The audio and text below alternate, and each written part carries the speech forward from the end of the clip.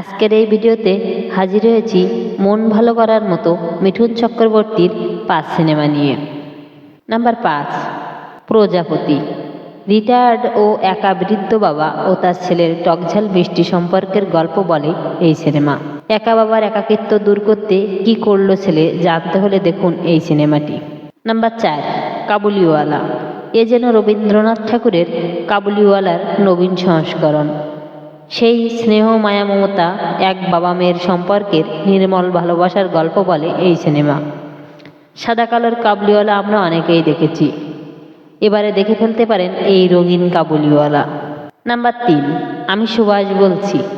একজন অপমানিত লাঞ্ছিত মধ্যবিত্ত বাঙালির ঘুরে দাঁড়ানোর গল্প বলে এই সিনেমাটি। হীনমন্যতায় ভোগা দেবব্রত বোসের আইডল সুভাষচন্দ্র বোস কীভাবে তাকে প্রতিটি পরিস্থিতিতে ঘুরে দাঁড়াতে সাহায্য করেন জানতে হলে দেখে ফেলুন এই সিনেমা। নাম্বার 2, ত্রয়ী। 3 কলেজ পড়ুয়া বন্ধুর বন্ধুত্ব সম্পর্কের টানাপোড়েনের গল্প বলে এই সিনেমাটি। মিঠুন অভিনীত এই সিনেমার মূল আকর্ষণ দুর্দান্ত অভিনয় ও গান, তাই মন ভালো করতে দেখে ফেলতে পারেন এই সিনেমাটি। নাম্বার 1, মৃগয়া। মিঠুন চক্রবর্তী ও মমতা শঙ্কর অভিনীত এই সিনেমাটি আজ কাল্ট ক্লাসিক রূপে পরিচিত। এই সিনেমার গল্পে উঠে এসেছে আদিবাসী জনজাতি, তাদের জীবনযাত্রা ও তাদের সারল্য।